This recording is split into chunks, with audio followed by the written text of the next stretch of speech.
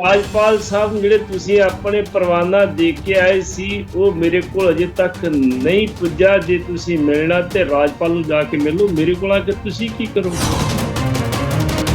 ਸਾਰੇ ਵਿਧਾਇਕ ਹੋਏ ਇੱਕ ਵਾਰੀ ਫਿਰ ਪਾਰਟੀਆਂ ਵਿਰੋਧੀ ਪਾਰਟੀ ਨੂੰ ਗੱਲ ਕਹੀ, ਭਾਈ ਆਓ ਚਲੀਏ ਆਪਾਂ ਪੰਜਾਬ ਦੇ ਹਿੱਤਾਂ ਦੀ ਖਾਤਰ ਜਾਣਾ। ਆਪਾਂ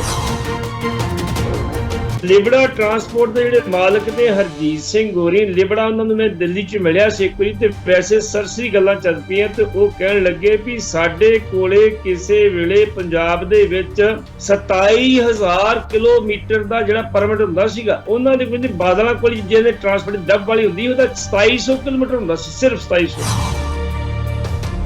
ਤੇ ਬੀਬੀ ਸੁਰਿੰਦਰ ਕੌਰ ਮੁੱਖ ਮੰਤਰੀ ਬਣੀ, ਮੁੜ ਕੇ ਉਹਨਾਂ ਦੀ ਟਰਾਂਸਪੋਰਟ ਵੱਧਦੀ ਕਿੱਥੇ ਪਹੁੰਚ। ਤੇ ਜਦੋਂ ਬੱਸ ਦਾ ਟਾਈਮ ਹੁੰਦਾ ਸੀ, ਬੱਸ ਸਟੈਂਡ ਤੇ ਜਾ ਕੇ ਆਪ ਡੀਟੀਓ ਬੱਸ ਭਰਦਾ ਸੀ ਉਹਦੀ। ਇਸ ਕਰਕੇ ਇਹ ਜਿਹੜੇ ਟਰਾਂਸਪੋਰਟ ਚੱਲ ਰਹੀ ਹੈ ਜੀ, ਟਰਾਂਸਪੋਰਟ ਦੇ ਉੱਤੇ ਇੱਕ ਪਰਮਿਟ ਦੇ ਉੱਤੇ ਘੱਟੋ ਘੱਟ 4 ਬੱਸਾਂ ਚੱਲ ਰਹੀਆਂ। ਮਨਜੀਤ ਜੀਕੇ ਨੂੰ ਇੱਕ ਵਾਰੀ ਪੁੱਛਿਆ ਸੀ, ਮੈਂ ਕਿਹਾ ਵੀ ਤੁਹਾਡਾ ਏਜੰਡਾ ਕੀ ਹੋਊਗਾ ਦਿੱਲੀ ਕਮੇਟੀ 'ਚ? ਉਹ ਕਹਿੰਦਾ ਜੀ ਮੇਰਾ ਏਜੰਡਾ ਇੱਕੋ ਹੀ ਆ, ਜੋ ਮਰਜ਼ੀ ਹੋ ਜੇ, ਮੈਂ ਬਾਦਲਾਂ ਨੂੰ ਸ਼ੰਭੂ ਬੈਰੀਅਰ ਲੰਘਾ ਕੇ ਤੇ ਪੰਜਾਬ ਪਹੁੰਚਾ ਕੇ ਆਉਂ।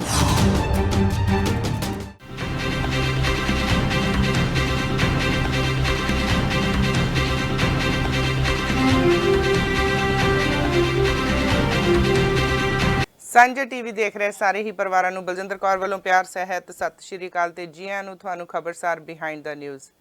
ਮੇਰਾ ਤੁਹਾਡੇ ਨਾਲ 7 ਸੋਮਵਾਰ ਤੋਂ ਸ਼ੁੱਕਰਵਾਰ ਤੱਕ ਹੁੰਦਾ 10 ਵਜੇ ਤੋਂ ਲੈ ਕੇ 11 ਵਜੇ ਤੱਕ। ਤੁਸੀਂ ਸਾਰੇ ਬਹੁਤ ਹੀ ਪਸੰਦ ਕਰਦੇ ਹੋ ਇਸ ਪ੍ਰੋਗਰਾਮ ਨੂੰ, ਧੰਨਵਾਦ ਤੁਹਾਡਾ ਸਾਰਿਆਂ ਦਾ। ਰਾਹੇ ਬਰਾਹੇ ਤੁਸੀਂ ਹਮੇਸ਼ਾ ਹੀ ਉਤਸ਼ਾਹਿਤ ਕਰਦੇ ਹੋ ਤੇ ਸਾਡੇ ਵੱਲੋਂ ਲਿਆਂਦੀਆਂ ਖਬਰਾਂ ਤੇ ਟੌਪਿਕ ਤੁਹਾਨੂੰ ਪਸੰਦ ਆਉਂਦੇ ਨੇ।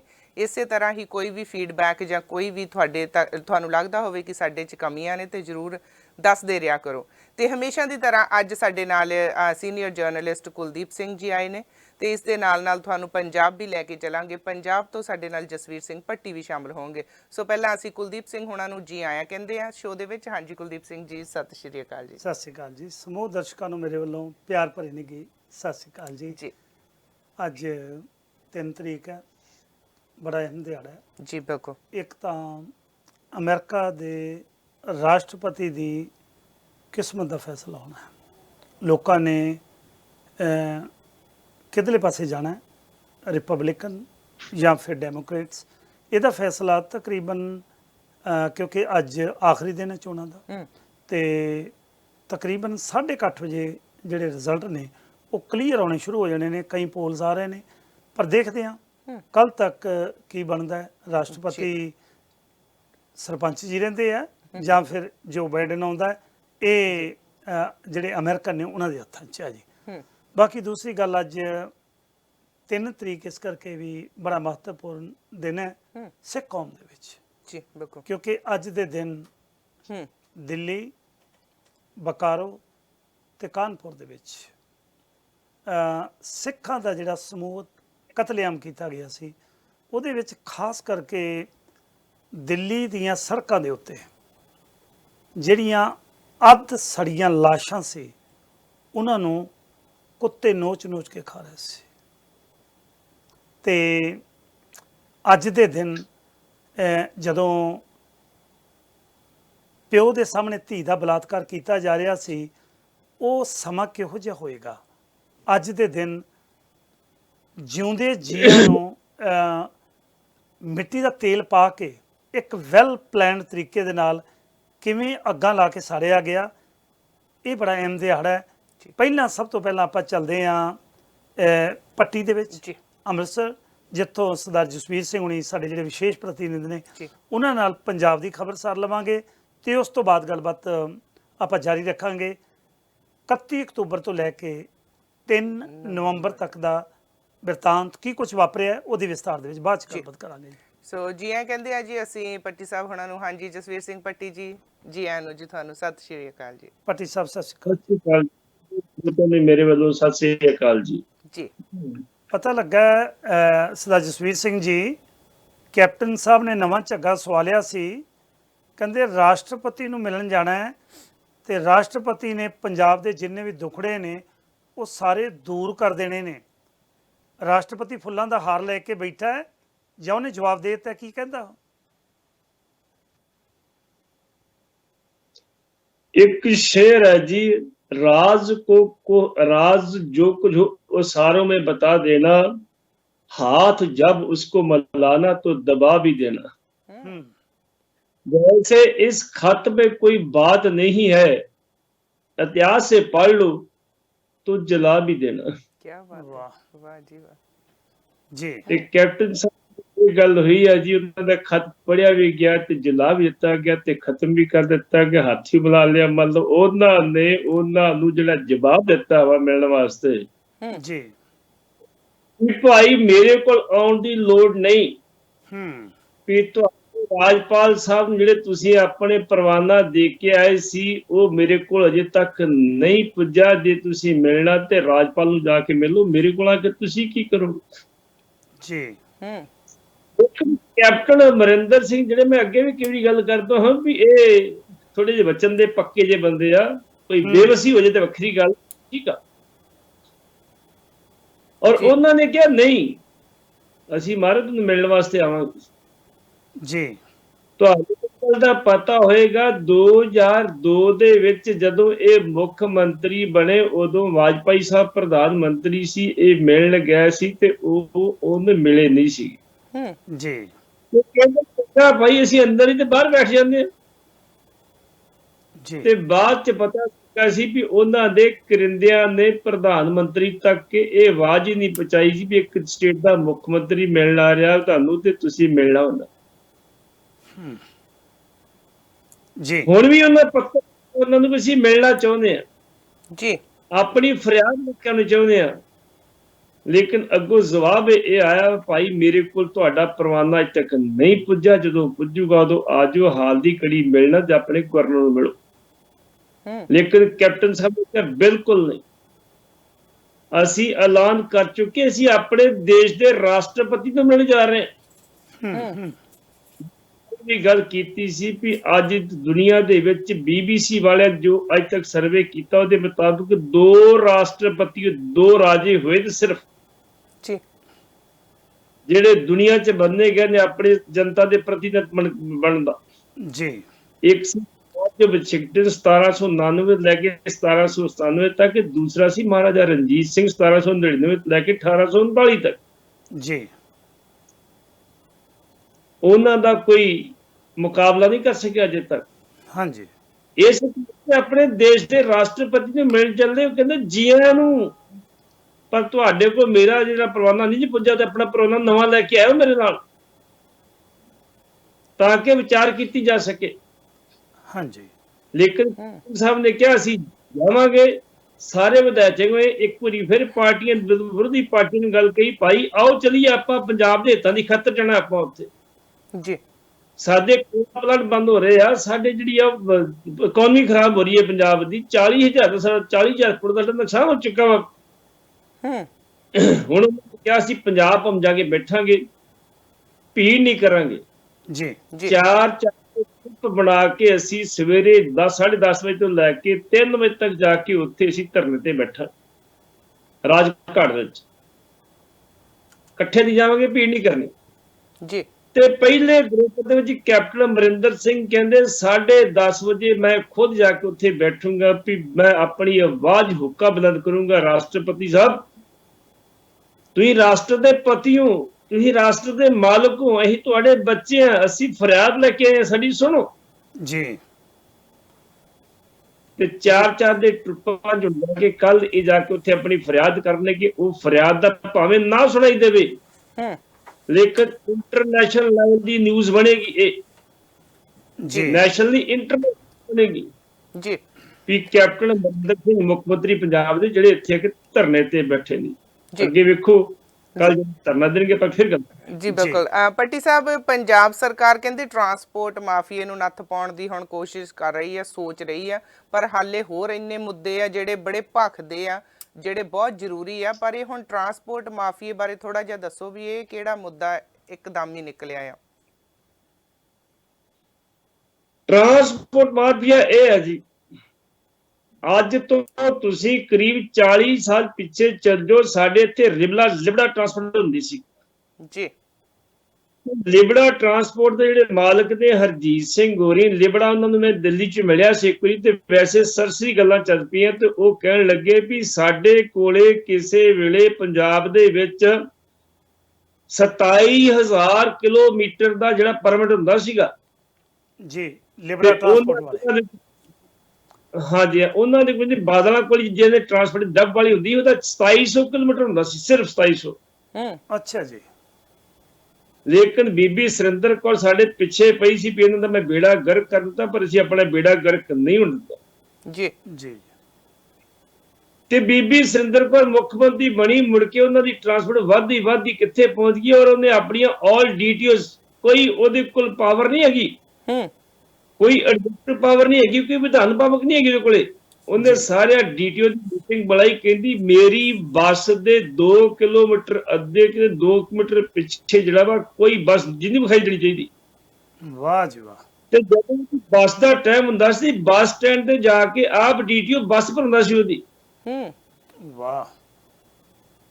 ਤੇ ਜਦੋਂ ਹੁਣ ਸੁਖਬੀਰ ਸਿੰਘ ਬਾਦਲ ਹੋਰੀ ਆਏ, ਇਹਨਾਂ ਨੇ ਕੀ ਕੀਤਾ, ਫਿਰ ਛੋਟੇ ਟਰਾਂਸਪੋਰਟ ਸਾਰੇ ਹਜ਼ਮ ਕਰਤੇ, ਸਾਰਿਆਂ ਨੂੰ ਮਰਜ ਕਰ ਲਿਆ, ਪਾਈ ਜਾ ਤੇ ਬੰਦਿਆਂ ਨੂੰ ਦੇ ਦੇ, ਨਹੀਂ ਤੇ ਅਸੀਂ ਖੋਲਾਂਗੇ ਜੀ।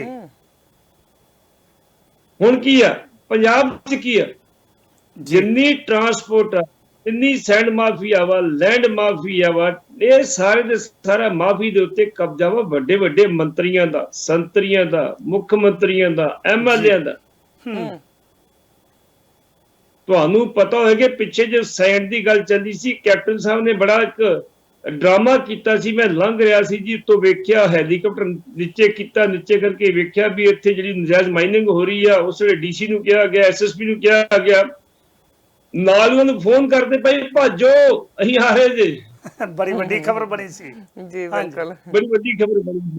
ਹਾਂਜੀ। ਤੇ ਇੱਕ ਦੋ ਟਰੱਕ ਵਾਲੇ ਭਜੇ ਤੇ ਇੱਕ ਜਿਹੜੀ ਮਸ਼ੀਨ ਸੀ ਉਹ ਫੜ ਕੇ ਅੰਦਰ ਦੇਤੀ ਸੀ, ਫੜ ਲੈਂਦੇ ਬੰਦੇ ਜੀ। ਲੇਕਿਨ ਜੇ ਫੋਟੋ ਦੇ ਵਿੱਚ ਕਿੰਨਾ ਵਿਖਾਈ ਦਿੰਦਾ ਸੀ, ਫੋਟੋ ਲਾਈ ਸੀ ਜੀ। ਇਸ ਕਰਕੇ ਇਹ ਜਿਹੜੇ ਟਰਾਂਸਪੋਰਟ ਚੱਲ ਰਹੀ ਆ ਜੀ, ਟਰਾਂਸਪੋਰਟ ਦੇ ਉੱਤੇ ਇੱਕ ਪਰਮਿਟ ਦੇ ਉੱਤੇ ਘੱਟੋ ਘੱਟ 4 ਬੱਸਾਂ ਚੱਲ ਰਹੀਆਂ। ਇੱਕ ਪਰਮਿਟ। ਵਾਹ।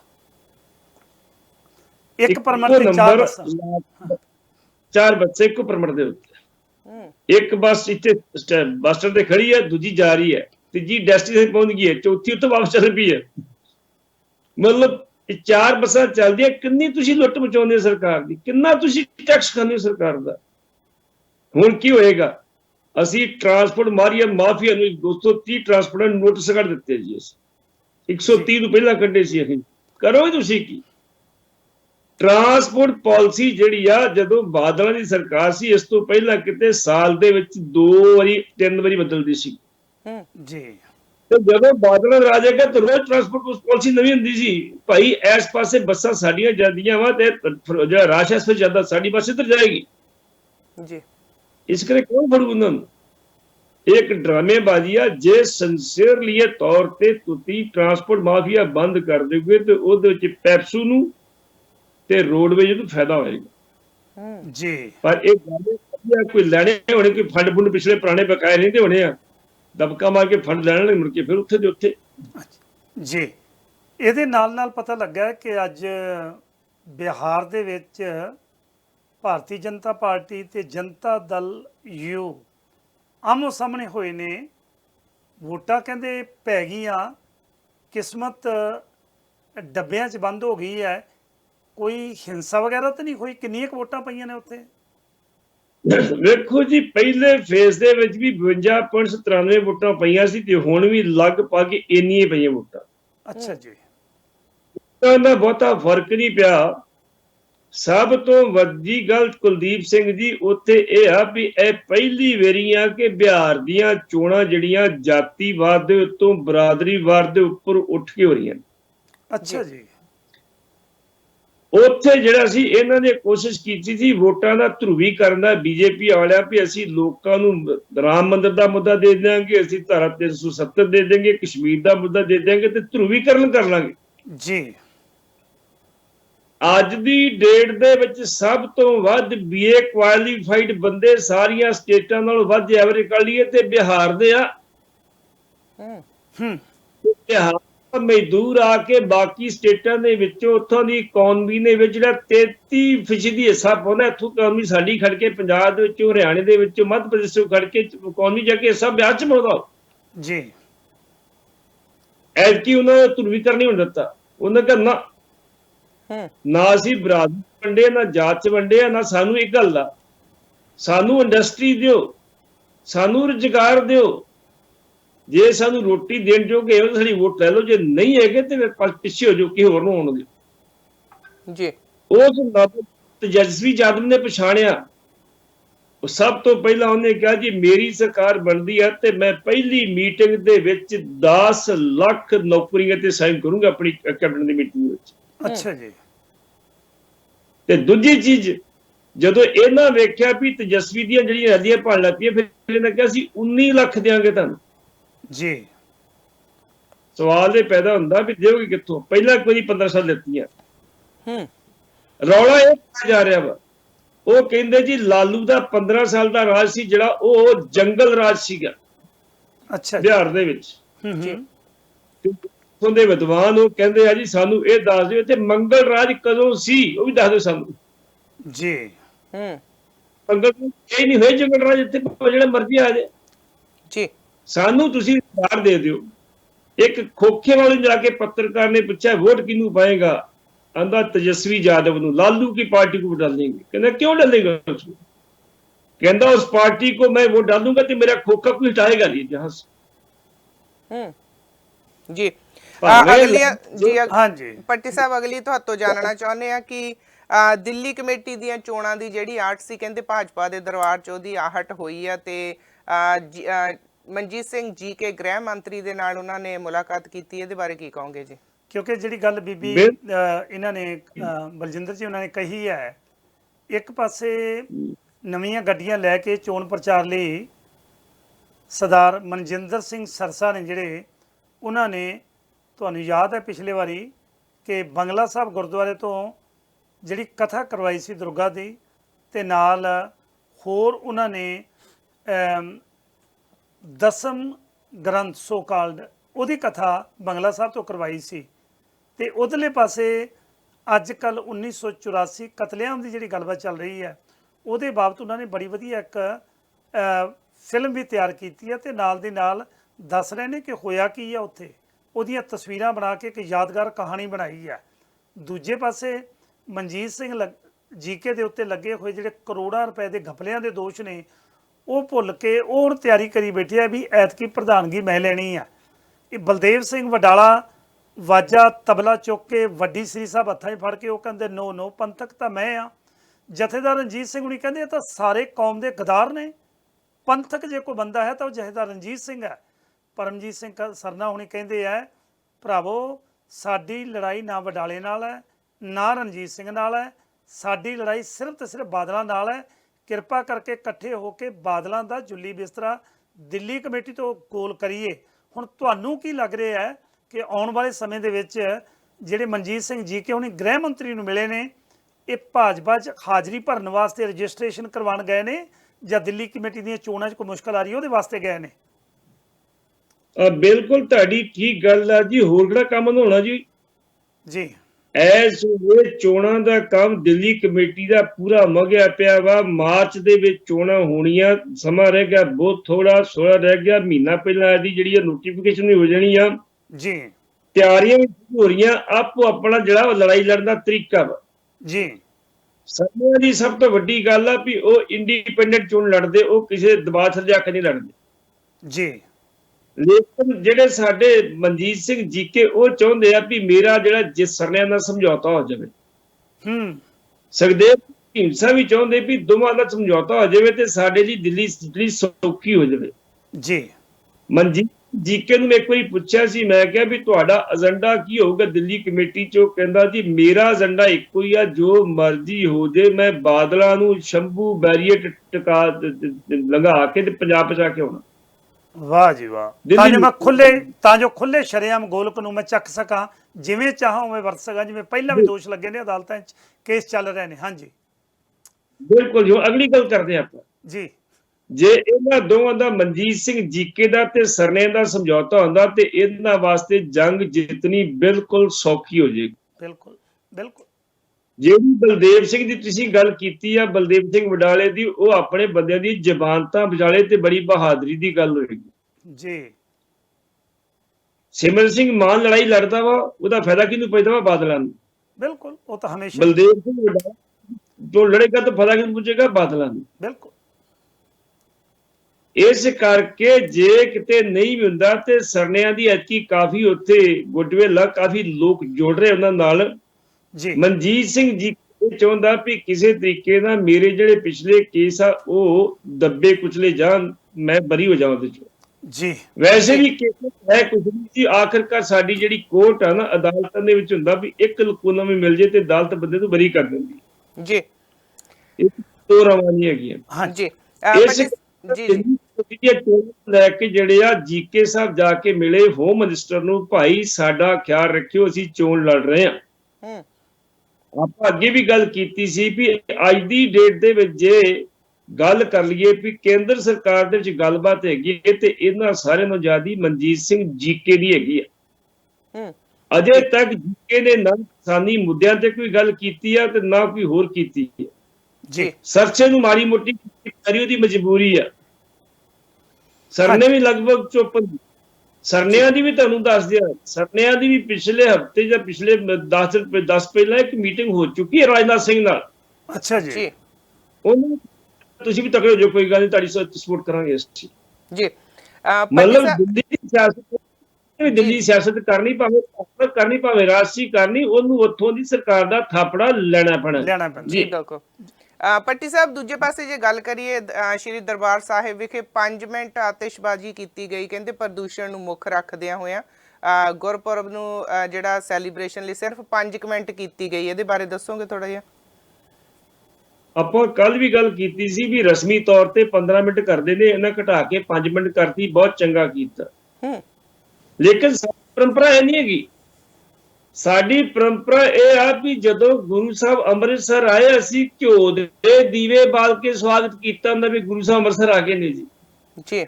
ਅੱਜ ਵੀ ਕਿਸੇ ਚਿਲਡੇ ਤੇ ਘਿਓ ਦੇ ਦੀਵੇ ਬਾਲਣ ਤੋਂ ਕੋਈ ਇਨਕਾਰ ਨਹੀਂ ਕਰਦਾ। ਬਾਹਰ ਤੁਸੀਂ ਕੱਲ ਵੀ 1 ਲੱਖ ਦੀਵਾ ਬਾਲਿਆ ਗਿਆ ਉੱਥੇ। 1 ਲੱਖ ਘਿਓ ਦੇ ਦੀਵੇ ਬਾਲੇ ਗਿਆ, ਦੀਵਾ ਬਾਲਿਆ ਗਿਆ ਵਾ ਖੁਸ਼ੀ ਵਿੱਚ ਵੀ ਗੁਰੂ ਸਾਹਿਬ ਇਸ ਦਿਨ ਗੁਰੂ ਸਾਹਿਬ ਦਾ ਸੜਪ ਹੈਗਾ ਵਾ ਪ੍ਰਕਾਸ਼ ਉਤਸਵ ਕਰਕੇ। ਚੰਗੀ ਗੱਲ ਨਾ ਵੀ ਆਤਿਸ਼ਬਾਜ਼ੀ ਕੀਤੀ ਜਾਵੇ, ਚੰਗੀ ਗੱਲ। ਜਿਹੜਾ ਸਾਡਾ ਗ੍ਰੀਨ ਟ੍ਰਿਬਿਊਨਲ ਆ ਉਹ ਬਕਾਇਆ ਤੌਰ ਤੇ ਕੋਰਟ ਜਾ ਚੁੱਕਾ ਵੀ 7 ਨਵੰਬਰ ਤੋਂ ਲੈ ਕੇ ਤੇ 30 ਨਵੰਬਰ ਤੱਕ ਟੋਟਲੀ ਇੱਥੇ ਆਤਿਸ਼ਬਾਜ਼ੀ ਤੇ ਪਾਬੰਦੀ ਲਾਈ ਜਾਵੇ ਜੀ, ਕਿਉਂ ਆਤਿਸ਼ਬਾਜ਼ੀ ਹੁੰਦੀ ਹੈ। ਓਕੇ, ਅੱਗੇ ਵੇਖੋ ਹੁਣ ਸਰਕਾਰ ਜੀ। ਸੋ ਪਟਾਕੇ ਚਲਾਉਣ ਦੇ ਉੱਤੇ ਇਹਦਾ ਮਤਲਬ ਪਾਬੰਦੀ ਲਾ ਦਿੱਤੀ ਹੈ ਨਹੀਂ ਲੱਗ ਸਕਦੀ, ਕੋਰਟ ਕਹਿ ਨਿਕਲੇ ਜੀ। ਬਾਕੀ ਅਖੀਰ ਦੇ ਵਿੱਚ ਥੋੜਾ ਜਿਹਾ ਦੱਸਿਓ, ਜੇ ਬਿਹਾਰ ਦੇ ਵਿੱਚ ਮੰਨਿਆ ਜਾਵੇ ਕਿ ਭਾਜਪਾ ਹਾਰ ਜਾਂਦੀ ਹੈ ਤੇ ਭਾਂਡਾ ਕਿਹਦੇ ਸਿਰ ਤੇ ਫੁੱਟੇਗਾ ਫਿਰ? ਵੇਖੋ ਜੀ, ਪਹਿਲੀ ਗੱਲ ਤੇ ਇਹ ਆ ਵੀ ਉੱਥੋਂ ਦੇ ਜਿਹੜੇ ਸੁਸ਼ੀਲ ਮੋਦੀ ਦੇ ਭਾਜਪਾ ਦੇ ਸਟੇਟ ਪ੍ਰੈਜ਼ੀਡੈਂਟ, ਉਹਨਾਂ ਨੂੰ ਬਿਲਕੁਲ ਦਰਕਨਾਰ ਕਰ ਦਿੱਤਾ ਤੇ ਉਹ ਆਪਣਾ ਕਰੋਨਾ ਪੀੜਤ ਹੋਣ ਕਰਕੇ ਆਪਣੇ ਘਰ 'ਚ ਬੈਠੇ ਨੇ ਜੀ।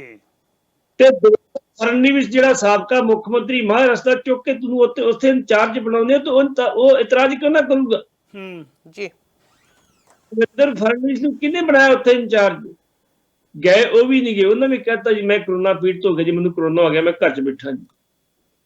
ਅਗਲੀ ਗੱਲ, ਦੇਸ਼ ਦੇ ਗ੍ਰਹਿ ਮੰਤਰੀ ਅਮਿਤ ਸ਼ਾਹ ਵੀ ਇੱਕ ਵੀ ਚੱਕਰ ਲਾ ਕੇ ਨਹੀਂ ਆਏ, ਅਜੇ ਤੱਕ ਗਏ ਨਹੀਂ ਉੱਥੇ ਬਿਹਾਰ ਦੇ ਵਿੱਚ ਜੀ।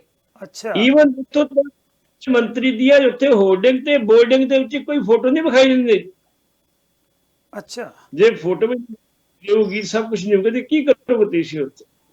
ਕਿਵੇਂ ਕਿਉਂ? ਮਤਲਬ ਸਭ ਉੱਥੇ ਕੌਣ ਜੋਗੀ, ਉੱਥੇ ਕੌਣ ਮੋਦੀ ਆ, ਰਾਜਨਾਥ ਸਿੰਘ ਵੀ ਉੱਥੇ ਗਾਇਬ ਨੇ।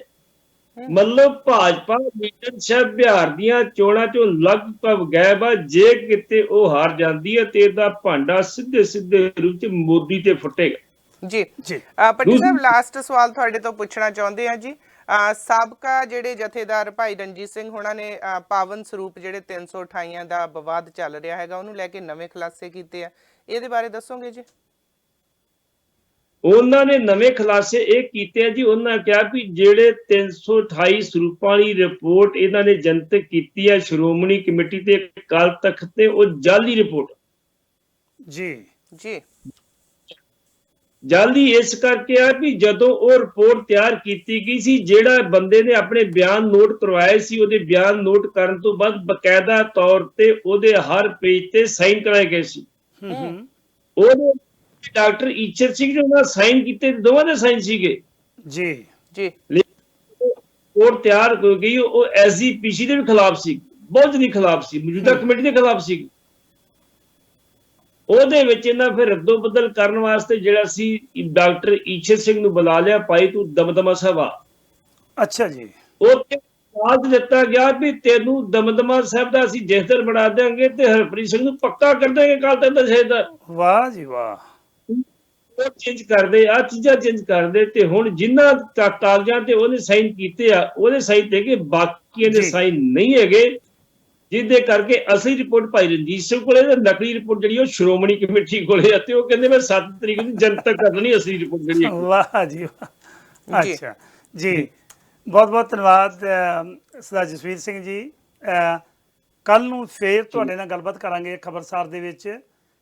ਤੁਸੀਂ ਅਹਿਮ ਜਾਣਕਾਰੀ ਜੋ ਕੁਝ ਵਾਪਰ ਰਿਹਾ ਪੰਜਾਬ ਤੇ ਭਾਰਤ ਦੇ ਵਿੱਚ, ਉਹਦੀ ਜਾਣਕਾਰੀ ਖਬਰਸਾਰ ਬਿਹਾਈਂਡ ਦਾ ਨਿਊਜ਼ ਦੇ ਵਿੱਚ ਦਿੱਤੀ ਆ। ਤੁਹਾਡਾ ਬਹੁਤ ਬਹੁਤ ਧੰਨਵਾਦ ਜੀ। ਥੈਂਕ ਯੂ ਜੀ, ਸਤਿ ਸ਼੍ਰੀ ਅਕਾਲ ਜੀ। ਜੀ ਬਿਲਕੁਲ ਕੁਲਦੀਪ ਸਿੰਘ ਜੀ, ਬਹੁਤ ਵਧੀਆ ਅਹਿਮ ਜਾਣਕਾਰੀ ਜਿਹੜੀ ਇਹਨਾਂ ਨੇ ਸਾਡੇ ਨਾਲ ਪੰਜਾਬ ਦੀ ਜਿਹੜੀ ਸਾਂਝੀ ਕੀਤੀ ਜੀ।